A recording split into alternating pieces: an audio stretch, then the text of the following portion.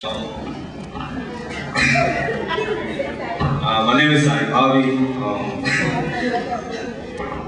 I'm 17. I go to Cross, and I'm opposed to the curfew because I feel that it's taking away our rights. And I have a question: who's my older woman or older man from the Elm City neighborhood? Which neighborhood? Elm City. Where do you live? What street do you live? Oh, Edgewood Avenue. Edgewood Avenue. No,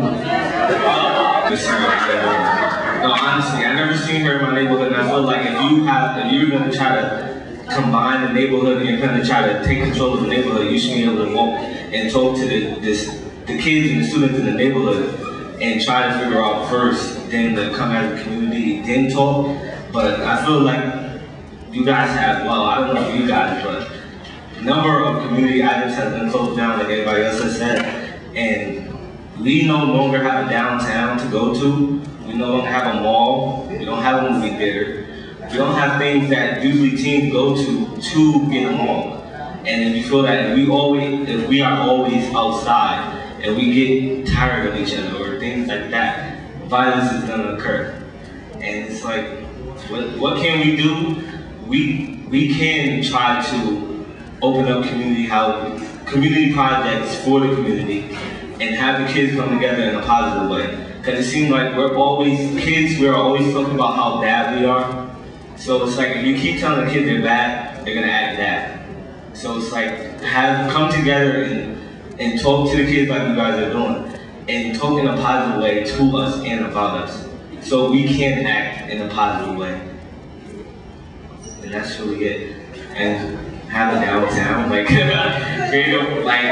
propose them all. Like seriously, we have nowhere to go downtown. Downtown, I remember when I was younger, I used to go downtown all the time to the mall. There's no longer a mall. We have to go to Milford, where I feel that they don't want us there. So it's like, where can we go but be in the streets and fight each other and shoot each other? I would love to see high school students put together a business plan for the bowling alley, or the movie theater, or the something you want, and I'm sure there are people out there, your aldermen and your teachers, who can find some funding and some backing and make it happen. So it's like, okay, we're gonna come up with a business plan, but who's gonna look at it? Well, one of the things I suggested last night was it seemed like Metropolitan Business School was the place to start. But certainly Cross has very talented students. And there are your civics teachers. If I'm happy to give you my card, I'll help you write one. Wow. But I think it's a great idea to get kids involved and learn something about how a business works. Absolutely. Okay. I think I'll do that. Can I have a card?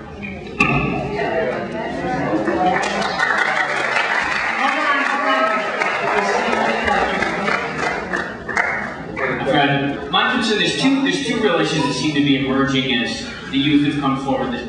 The youth who've spoken have been articulate, they've come prepared, they've on the spot come up with intelligent answers to the questions about what solutions might be. But it seems to me that the youth who are coming to speak, the youth who are expressing their frustration at the lack of activities, are quite frankly the ones who are not as inclined to pull out the weapon on a 13-year-old and open fire. And so we have the very real issue of making sure that our youth who are looking for activities, positive activities, have a place to go. That's certainly one part of this.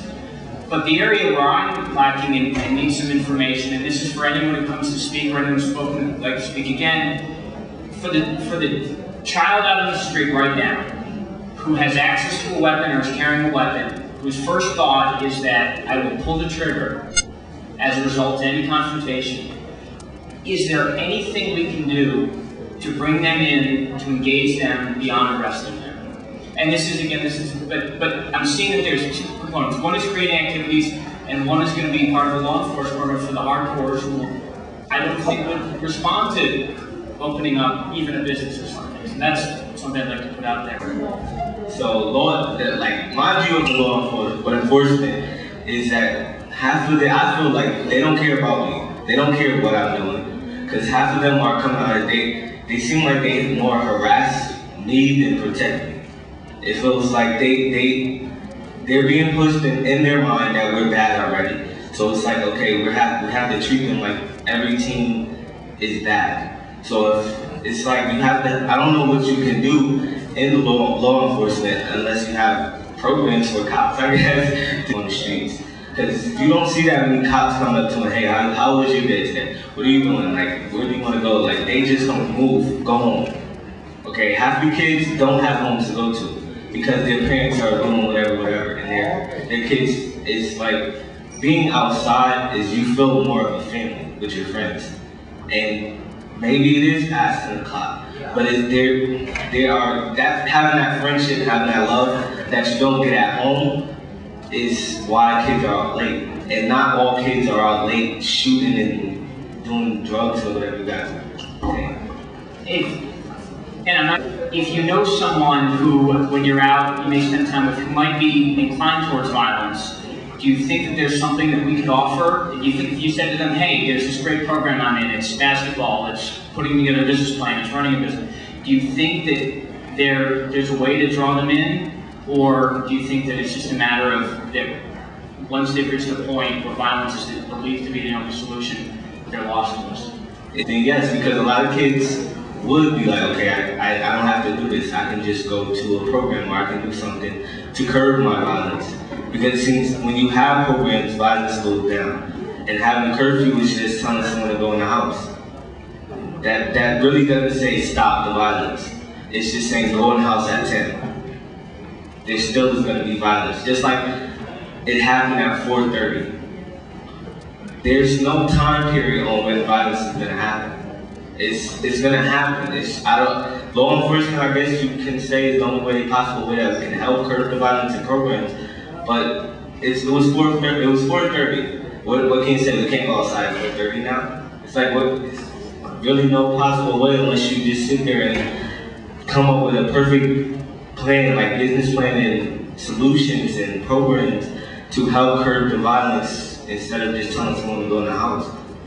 And I have one more thing is I think you guys should enforce some gun laws because it's not the kids it's the availability of guns.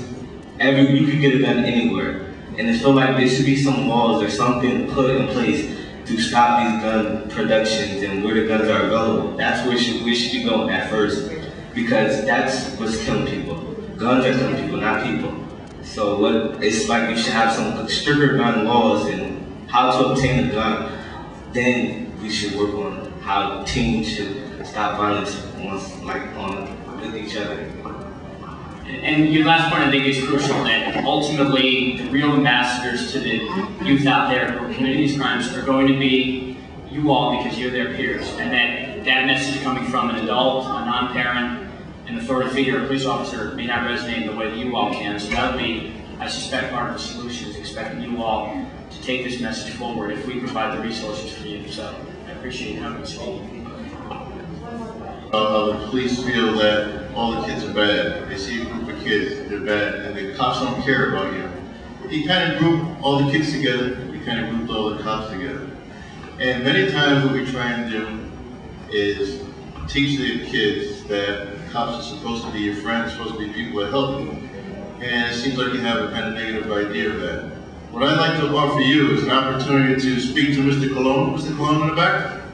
He's a member of the Board of Young Adult Police Commissioners. I think he can tell you a lot about police and interaction and even some of their training. Would you be willing to talk to this gentleman later on? I asked that you talk to him sometime during the night before you leave. Okay, well, to go on that, I feel because there's cops that do that. There are cops out there that target only teens or young teens, and it's like we have to attack that and get them to think differently about how teens act, and a group of teens doesn't automatically mean something's going to happen. You're absolutely right, but there's one flaw in policing, and I'm sure you find it many other places, that when you recruit police officers, unfortunately, we have to recruit from the human race. We make mistakes. There are good cops and bad cops. There are good teachers and bad teachers, good lawyers and bad lawyers. So you have to find a way, as you said, maybe training with the police officers, but still on the other side of the community, be it kids or adults, to learn to understand others. Thank you very much. I think Ina wants to give you her address.